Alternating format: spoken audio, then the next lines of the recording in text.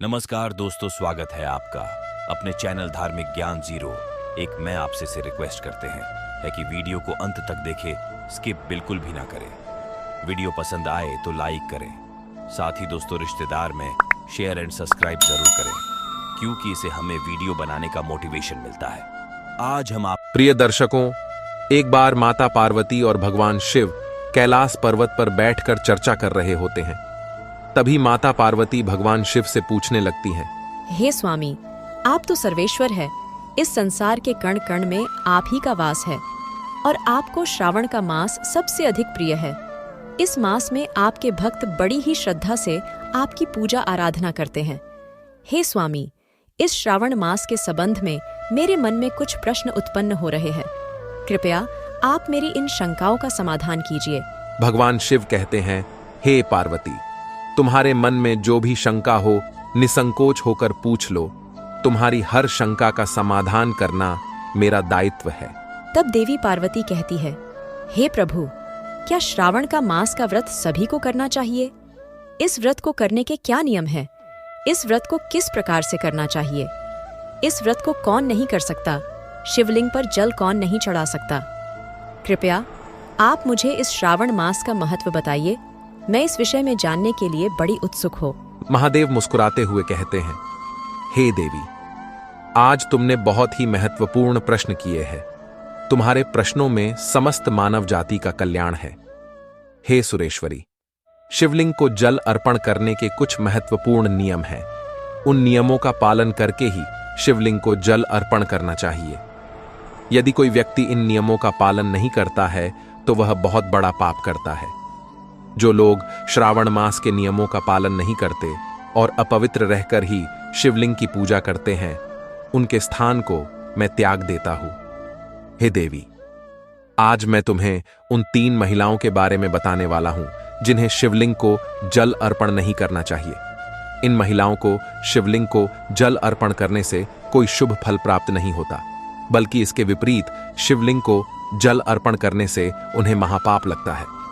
शिवलिंग मेरा निराकार स्वरूप है। जो इसकी रोज पूजा करता है उसकी मैं हमेशा रक्षा करता हूं। हे सुरेश्वरों, शिवलिंग को जल अर्पण करने के नियम बताने से पहले मैं तुम्हें मेरी महान भक्त सुजाता की एक प्राचीन कथा सुनाता हूं, जिसे आपको ध्यानपूर्वक सुनना चाहिए।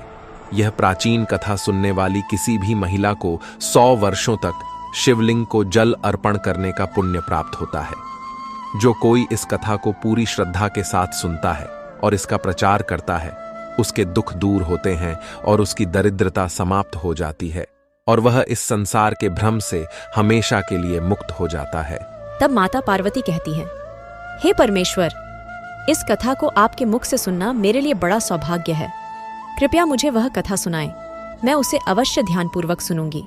फिर भगवान महादेव देवी गौरी को कथा सुनाने लगते हैं।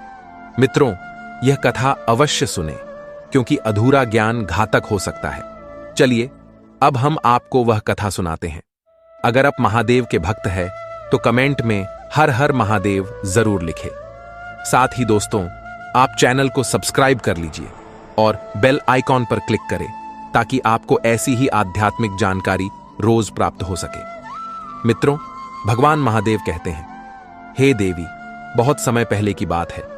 अक्षयपुरी नामक शहर में शरद्वन नामक एक ब्राह्मण रहता था। शरद्वन अत्यंत बुद्धिमान, सुंदर, प्रतिभाशाली और सभी शास्त्रों के पारंगत थे। उन्होंने वेदों का भी अध्ययन किया था। उनके शहर के पास एक और नगर था। उस नगर में सुदर्शन नामक एक विद्वान ब्राह्मण रहता था, जिसे एक बेटी थी। उसका नाम सुजाता था। वह शिव की पूजा बड़ी श्रद्धा के साथ करती थी। शिवलिंग को जल अर्पण करना और उचित नियमों के अनुसार पूजा करना उसके दैनिक कार्यों का हिस्सा था। सुजाता इष्टवर की प्राप्ति के लिए 16 सावन सोमवार का व्रत भी रखती थी। उसके पिता सुदर्शन ने अपनी बेटी को बड़े प्रेम से पाला था। उसकी बेटी बहुत सुंदर और बुद्धिमान थी। जब सुजाता विवाह योग्य हो गई तो सुदर्शन को उसके विवाह की चिंता होने लगी। इसलिए उन्होंने अपनी पत्नी से कहा, हे प्रिय, हमारी पुत्री अब विवाह योग्य हो गई है, इसलिए हमें उसका विवाह कर देना चाहिए। तब उनकी पत्नी कहती है, हे स्वामी, मेरी दृष्टि में मेरे भाई के शहर अक्षयपुरी में रहने वाले एक विद्वान ब्राह्मण है जिनका नाम शरध्वन है। मैं कहती हूँ कि हमारी बेटी का विवाह उन्हीं उत्तम ब्राह्मण से होना चाहिए। उनसे विवाह करके हमारी बेटी सुखी जीवन व्यतीत करेगी। तब सुदर्शन कहते हैं, प्रिय, तुम सही कह रही हो। मैंने भी शरध्वन के बारे में बहुत सुना है। हम अपनी बेटी का विवाह उन्हीं से करेंगे। मैं कल ही उनकी ओर जाकर अपनी बेटी के विवाह का प्रस्ताव रखूंगा। इसके बाद सुदर्शन अपनी बेटी के विवाह का प्रस्ताव लेकर शरध्वन के घर जाते हैं। शरध्वन उस समय अपने माता पिता की सेवा कर रहे होते हैं। जब सुदर्शन शरध्वन को अपने माता पिता की सेवा करते हुए देखते हैं तो उन्हें बहुत प्रसन्नता होती है और आनंदित होकर सोचते हैं, वाह, यह ब्राह्मण पुत्र कितना श्रेष्ठ है जो अपने माता पिता की सेवा आनंद पूर्वक कर रहा है। शरध्वन जब सुदर्शन को दरवाजे पर खड़ा देखते हैं तो उनका स्वागत करते हैं और कहते हैं, हे विप्रवर, आइए, आपका स्वागत है। मुझे बताएं कि मैं आपकी कैसे मदद कर सकता हूं। शरध्वन का आदर सत्कार देखकर सुदर्शन को बहुत खुशी होती है। शरध्वन का घर अत्यंत पवित्र और शुद्ध प्रतीत होता है। उनके घर में शिवलिंग की स्थापना पूर्ण विधिपूर्वक की गई है और वे रोज उसकी पूजा करते हैं। इस कारणवश सुदर्शन को विश्वास हो जाता है कि शरध्वन उनकी बेटी के लिए सबसे उत्तम वर है। तब सुदर्शन शरध्वन से कहते हैं, हे विप्रवर, आज मैं आपके पास अपनी बेटी के विवाह का प्रस्ताव लेकर आया हूं। मुझे अपनी बेटी के लिए आपके समान उत्तम वर कहीं नहीं मिल सकता। यह सुनकर शरध्वन के माता पिता भी खुश हो जाते हैं और शरध्वन को विवाह के लिए तैयार कर लेते हैं। फिर शरध्वन भी विवाह के लिए राजी हो जाते हैं। फिर विवाह का समय निर्धारित किया जाता है और शरध्वन और सुजाता का विवाह एक पवित्र स्थान पर संपन्न होता है। सुजाता का सुंदर और मनमोहक रूप देखकर शरध्वन भी बहुत प्रसन्न होते हैं। सुजाता एक अत्यंत सुंदर, सद्गुणी और चारित्र्यवान स्त्री थी। विवाह के बाद जब सुजाता शरध्वन के घर जाती है तो वह अपने पति, सास और ससुर की उत्तम सेवा करती है। उसने अपनी मीठी वाणी और कार्यों से सभी का दिल जीत लिया। सुजाता के ससुराल वाले भी उसके काम से बहुत संतुष्ट रहते हैं और हमेशा खुश रहते हैं। सुजाता रोज सुबह जल्दी उठकर घर का आंगन साफ करती, फिर भीतर का घर साफ करती और स्नान कर लेती। स्नान के बाद वह पूजा के कमरे में जाकर पूजा करती और शिवलिंग को नियमित रूप से जल अर्पण करती और बेलपत्र चढ़ाती। दिन भर के अन्य कार्य करने के बाद वह घर के सभी सदस्यों को खुश रखती। रात में वह अपने पति के पैर दबाती और उसके सोने के बाद ही सोने जाती। सुजाता में भक्त स्त्री के सभी गुण थे और उसने अपने पति को देवता मानकर उसकी सेवा की। सुजाता ने अपने पति के अलावा कभी किसी और का विचार नहीं किया। वह सत्य और धर्म का पालन करने वाली और धार्मिक कार्य करने वाली एक धार्मिक स्त्री थी। उसने कभी कोई अशुभ कार्य नहीं किया। सुजाता का गुणी और सरल स्वभाव देखकर माता लक्ष्मी भी उस पर प्रसन्न हो गईं और स्वयं उसके घर में रहने लगीं। इससे सुजाता के जीवन में सुख समृद्धि और भी बढ़ गई। मित्रों, भगवान महादेव कहते हैं, हे देवी गौरी, संपत्ति की देवी लक्ष्मी केवल उन्हीं स्त्रियों पर अपना आशीर्वाद बनाए रखती हैं जो अपने पति के प्रति निष्ठावान होती हैं और सच्चे धर्म का पालन करती हैं। एक महान भक्त स्त्री में जो गुण होने चाहिए वे सभी सुजाता में थे। लेकिन आगे चलकर मैं तुम्हें बताऊंगा कि सुजाता की एक गलती के कारण उसका पूरा परिवार दुख के बादलों में घिर गया और उसके जीवन में केवल संकट, अशांति और दुख आने लगे। हे गौरी, फिर एक दिन की बात है। दूसरे दिन सुबह श्रावण मास शुरू होने वाला था और संयोगवश उस दिन अमावस्या भी थी। इसलिए सुजाता ने विशेष भोजन तैयार किया था। उसने बड़ी मात्रा में प्याज, गोभी और अन्य सब्जियों को दही में मिलाकर उसे तैयार किया था और स्वाद बढ़ाने के लिए उसमें सेंधा नमक का भी उपयोग किया था। फिर सुजाता और उसके परिवार ने पिछली रात वह भोजन किया और सो गए। लेकिन सुजाता द्वारा तैयार किया गया भोजन बहुत स्वादिष्ट था और उसका कुछ हिस्सा सभी के खाने के बाद भी बच गया था। सुबह शरध्वन और सुजाता जल्दी उठते हैं और उन्हें पिछली रात का बचा हुआ भोजन बहुत पसंद आता है और वे उसे खाते हैं। मित्रों, कहा जाता है कि प्याज के अधिक सेवन से मनुष्य की कामेच्छा बढ़ जाती है।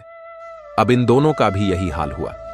सुजाता का पति अत्यंत कामुकता के कारण सुबह स्नान करके सुजाता के पास आया और सुजाता से शारीरिक संबंध स्थापित किए। इससे सुजाता का शरीर अपवित्र हो गया, लेकिन सुजाता का मन भी कामुकता के प्रभाव में था, इसलिए उसने अपनी दिनचर्या भी भूल गई थी और पति से संबंध बनाने के बाद उसने शिवलिंग को छुआ और उस पर जल अर्पण किया। इससे सुजाता के शरीर में कामुकता की बड़ी मात्रा आ गई और सुजाता की सभी इंद्रियां शिथिल हो गईं। महामोह ने सुजाता के शरीर में प्रवेश किया और यह अपवित्र अवस्था देखकर महादेव अपने भक्त पर क्रोधित हो गए और वहां से चले गए। तब से सुजाता के शरीर में निवास करने वाली महान कामुकता ने उसे सभी धार्मिक कार्यों से वंचित कर दिया और उसके सभी श्रावण सोमवार व्रतों का पुण्य नष्ट हो गया। दोनों ने अनजाने में लहसुन और प्याज का सेवन किया और सोमवार के व्रत में सुजाता ने भोजन में सेंधा नमक का उपयोग किया, जिससे उसका व्रत भी विफल हो गया। व्रत रखने से व्यक्ति को बड़ा पुण्य प्राप्त होता है, लेकिन सुजाता अपने अनजाने कार्यों के कारण पाप का शिकार हो रही थी। शरीर में बड़ी कामुकता होने के कारण सुजाता का मन दूषित हो गया और इसका विपरीत प्रभाव सुजाता के पति पर भी पड़ा और वह भी कामुक हो गया और सुजाता के साथ भोग करने लगा। उसका मन हमेशा कामुकता में लिप्त रहता था। फिर एक दिन सुजाता के पति ने सभी मर्यादाओं को तोड़कर मासिक धर्म के समय सुजाता के साथ शारीरिक संबंध बनाए। इससे सुजाता के शरीर में निवास करने वाले ब्रह्महत्या के पाप उसके पति के शरीर में प्रवेश कर गए। मित्रों, भगवान महादेव कहते हैं, हे देवी, जब स्त्री को मासिक धर्म होता है तब ब्रह्महत्या का पाप उसके शरीर में 3 दिनों तक रहता है, क्योंकि ब्रह्मदेव ने ब्रह्महत्या का पाप इंद्र के शरीर से निकालकर वृक्ष, पानी, अग्नि और अप्सराओं को स्वीकारने के लिए कहा था। तब से ब्रह्महत्या का पाप मासिक धर्म के समय स्त्रियों के शरीर में रहता है और जो पुरुष मासिक धर्म के समय स्त्री को स्पर्श करता है या उसके साथ शारीरिक संबंध बनाता है, वह पाप उसके शरीर में प्रवेश करता है। ब्रह्महत्या का वही पाप सुजाता के पति के शरीर में प्रवेश कर गया और वह जमीन पर गिर गया। उसे तुरंत कुष्ठ रोग हो गया। उसके शरीर के अंग जलने लगे, उसके अंगों पर फोड़े निकल आए, उसके पूरे शरीर से रक्त और पीप की दुर्गंध आने लगी और वह पीड़ा में चिल्लाने लगा। हाय, मैंने कौन सा अपराध किया है? मैंने कितना भयंकर पाप किया है? यह सब जानते हुए भी मैंने यह बड़ा पाप किया है। हे भोलेनाथ, अब मेरा कौन रक्षा करेगा? तब सुजाता की सास तुरंत वहां आई और अपने बेटे को कुष्ठ रोग से पीड़ित जमीन पर पड़ा हुआ देखा। वह गुस्से में आकर सुजाता से कहने लगी, अरे वेश्या, ओ पापिनी, तूने क्या किया है? तूने अपने पति का धर्म भ्रष्ट किया। मासिक धर्म के समय उससे शारीरिक संबंध क्यों बनाए? अपने पति की ऐसी हालत देखकर सुजाता बहुत डर गई और जोर जोर से रोने लगी और कहने लगी, हे सासू माँ, मुझे माफ कर दो। मैंने बहुत बड़ा अपराध किया है। कामुकता के प्रभाव में मैंने यह अपराध किया है। तब सुजाता की सास कहती है, हे पापिनी, अब तू इस घर को छोड़ दे। तुझ जैसी कुतिया इस घर में नहीं रह सकती। तूने मेरे बेटे का जीवन नर्क बना दिया है और अब वह आगे क्या करेगी पता नहीं। सुजाता कहती है, हे सासू माँ, मैं कहाँ जाऊँ? मेरे पति के बिना मेरा कोई नहीं है। मैं उनके बिना जी नहीं सकती। तब सुजाता की सास कहती है, तू कहीं जाकर मर जा, लेकिन अब इस घर में नहीं रह सकती। ऐसा कहते हुए सुजाता की सास उसे घर से बाहर निकाल देती है। तब सुजाता दुख में घर से बाहर निकल जाती है। उसे अपनी गलती का पश्चाताप होने लगता है। उसे समझ नहीं आता कि क्या करना चाहिए। फिर सुजाता चलते चलते एक जंगल में जाती है। उसी जंगल में एक शिव मठ है। वह मठ में मदद मांगने जाती है, लेकिन वहां कोई नहीं होता। सुजाता उसी मठ में जाकर बैठ जाती है और अपने दोषों के बारे में सोचने लगती है। तब कुछ समय बाद एक साधु आश्रम में आता है, जो मठ का पुजारी होता है। जब वह साधु एक स्त्री को अपने मठ में उदास बैठा हुआ देखता है, तो वह आश्चर्यचकित हो जाता है और उस स्त्री के पास जाकर पूछता है, हे कल्याणी, तुम कौन हो और तुम यहां अकेली क्यों बैठी हो? तुम्हारे दुख का कारण क्या है? अगर कोई गोपनीय बात नहीं है तो कृपया बताओ, शायद मैं तुम्हारी मदद कर सकूं। तब सुजाता कहती है, हे मुनिवर, मेरा नाम सुजाता है। मैंने घोर पाप किया है, इसलिए मैं अपने परिवार से अलग होकर यहाँ आई हूँ। तब ऋषि कहते हैं, हे देवी, क्या कह रही हो? तुमने कौन सा पाप किया है? मुझे विस्तार से बताओ। अगर मैं किसी भी तरह से मदद कर सका तो अवश्य करूंगा। सुजाता कहती है, हे मुनिवर, मैंने घोर पाप किया है। मासिक धर्म के समय मैंने अपने पति के साथ संभोग किया था, जिससे मेरे पति को कुष्ठ रोग हो गया है और वह पीड़ित है। तब ऋषि कहते हैं, कन्या, चिंता मत करो। तुमने जो पाप किया है उसका प्रायश्चित करो, तुम पाप से मुक्त हो जाओगी। तुम इस मठ में रहकर भगवान शिव की पूजा करो, शिवलिंग को रोज जल अर्पण करो और बेलपत्र चढ़ाओ। यह सब जगत के पिता हैं। जो उनकी शरण लेगा उसे मोक्ष अवश्य मिलेगा और तुम्हारे पति भी शीघ्र ठीक हो जाएंगे। फिर सुजाता वही करती है। वह वही शिव मठ में रहकर रोज शिव और शिवलिंग की पूजा करने लगती है। प्रतिदिन स्नान करके वह ब्रह्मचर्य का पालन करते हुए शिवलिंग को जल अर्पण करती है, शिवलिंग पर बेलपत्र चढ़ाती है और भगवान शंकर को मिठाई चढ़ाती है और वह मठ में उपस्थित सभी गायों को खिलाती और उनकी सेवा करती है। दिन भर वह उसी मठ के मंदिर में शिव की मूर्ति के सामने बैठकर भगवान शंकर की पूजा और स्तुति करती है और फिर वह अपने पति के कल्याण के लिए 16 सोमवार का व्रत रखती है। ऐसा करते हुए 1 वर्ष बीत जाता है, लेकिन दूसरी ओर भगवान शिव भी उसकी परीक्षा ले रहे होते हैं। अब अगला श्रावण मास शुरू हो रहा है। फिर साधु महाराज कहते हैं, हे कन्या, तुमने इस श्रावण मास के सभी सोमवार को निरंकार व्रत रखा है। हमेशा भगवान शिव का ध्यान करो और ध्यान रखना कि कोई गलती ना हो। अब मैं तुम्हें सावन सोमवार व्रत के बारे में विस्तार से बताता हूं, तुम इसे ध्यानपूर्वक सुनो। श्रावण मास में किसी भी स्त्री पुरुष को तामसिक पदार्थ का सेवन नहीं करना चाहिए। त्यागे हुए किसी भी वस्तु का सेवन नहीं करना चाहिए। हे कन्या, शिवलिंग पर केतकी का फूल, तुलसी के पत्ते भूलकर भी नहीं चढ़ाना चाहिए। साथ ही शिव पूजा में शंख का उपयोग नहीं करना चाहिए। शिवलिंग पर हल्दी, कुमकुम और सिंदूर कभी नहीं चढ़ाना चाहिए। अब तुम भोलेनाथ की सच्चे मन से पूजा करो, वे तुम्हारी सभी इच्छाओं को अवश्य पूरा करेंगे। अब सुजाता उसी विधि से सोमवार का उपवास करती है, लेकिन उसे कोई दृष्टि या अनुभव नहीं होता, जिससे वह निराश होकर एक दिन आत्महत्या करने का विचार करती है, क्योंकि उसे अपने जीवन में किसी भी प्रकार का सुधार नहीं दिखाई दे रहा था। फिर वह शिव मठ के पास नदी के किनारे जाकर शिव का स्मरण करती है और जल समाधि लेती है। लेकिन उसी क्षण एक चमत्कार होता है। जिस प्रकार सुजाता पानी में प्रवेश करती है, ठीक उसी प्रकार वह पानी से बाहर निकल आती है। जब उसने अपनी आंखें खोलीं तो भगवान शिव स्वयं उसके सामने प्रकट होते हैं। मित्रों, सुजाता की अनवरत भक्ति और श्रद्धा देखकर भगवान शिव अत्यंत प्रसन्न होते हैं और सुजाता को प्रत्यक्ष दर्शन देते हैं। भगवान शिव को अपने सामने खड़ा देखकर सुजाता बार बार उन्हें नमस्कार करने लगती है, उनकी स्तुति करने लगती है। तब भगवान शिव सुजाता से कहते हैं, हे पुत्री, तुमने बड़ी श्रद्धा और भक्ति से मेरी पूजा की है, इसलिए अब मैं तुम पर प्रसन्न हूं। तुम्हारी जो इच्छा है वह मुझसे कहो। तब सुजाता कहती है, हे भगवान, कृपया मुझे बताएं कि मेरी किस गलती के कारण मेरे अंदर कामुकता ने निवास किया, जिसके कारण मैंने घोर पाप किया और मेरे पति को कुष्ठ रोग हो गया। भगवान शिव कहते हैं, हे पुत्री, अब ध्यानपूर्वक सुनो।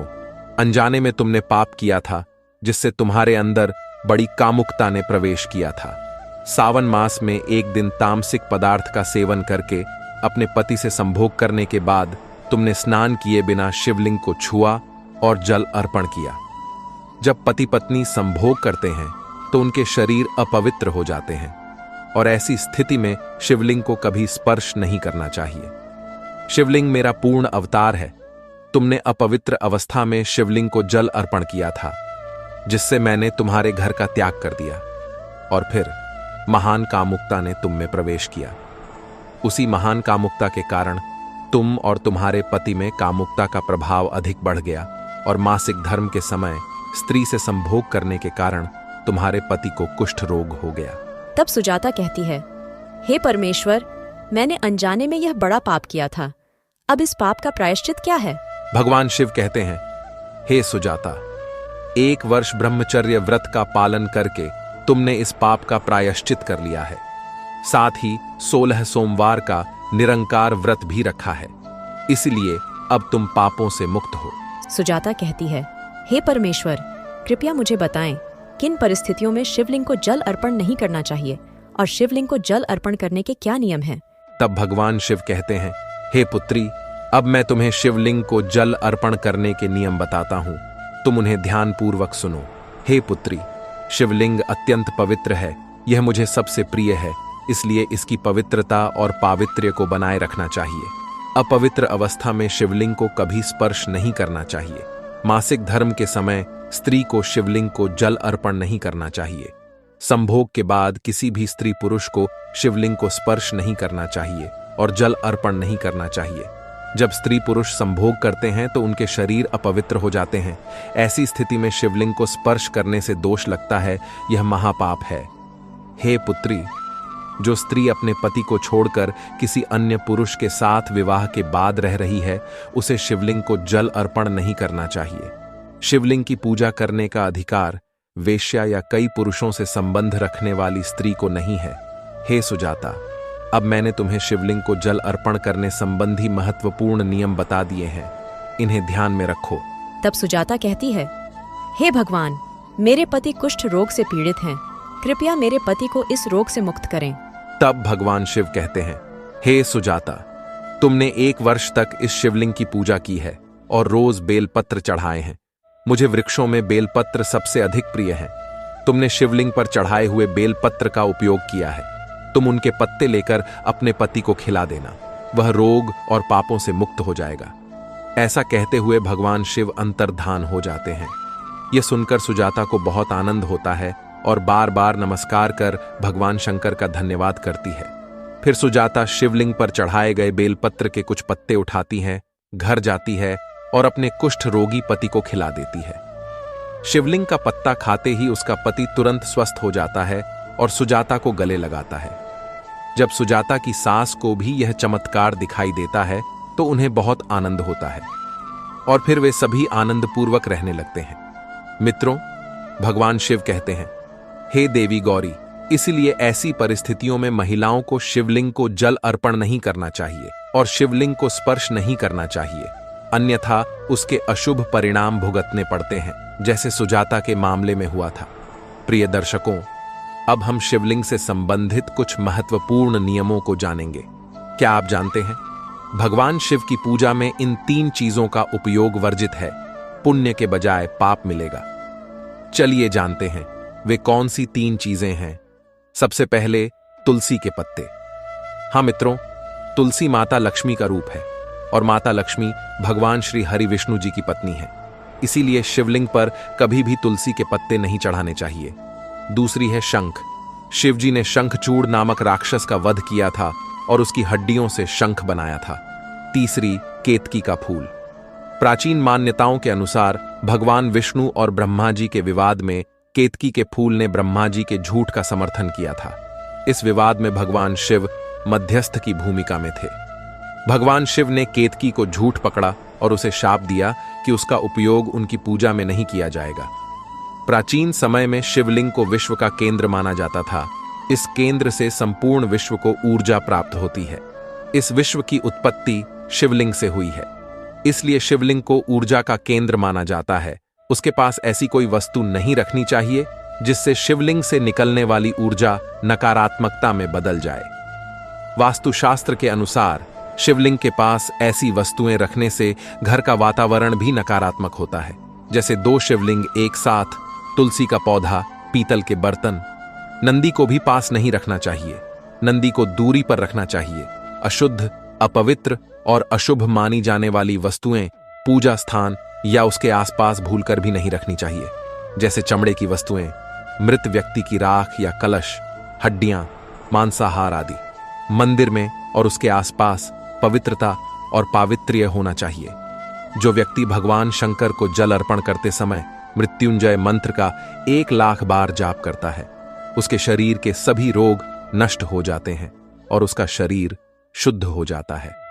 जो मृत्युंजय मंत्र का 2 लाख बार जाप करता है, उसे अपने पिछले जन्म की बातें याद आने लगती हैं।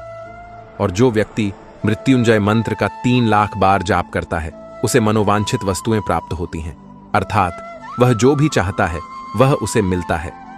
आपको यह कथा कैसी लगी, कमेंट करके जरूर बताएं। अगर जानकारी पसंद आई हो तो वीडियो को लाइक करें और कमेंट में हर हर महादेव लिखें। साथ ही चैनल को सब्सक्राइब करें ताकि आपको ऐसी आध्यात्मिक जानकारी मिलती रहे। आप सभी का धन्यवाद।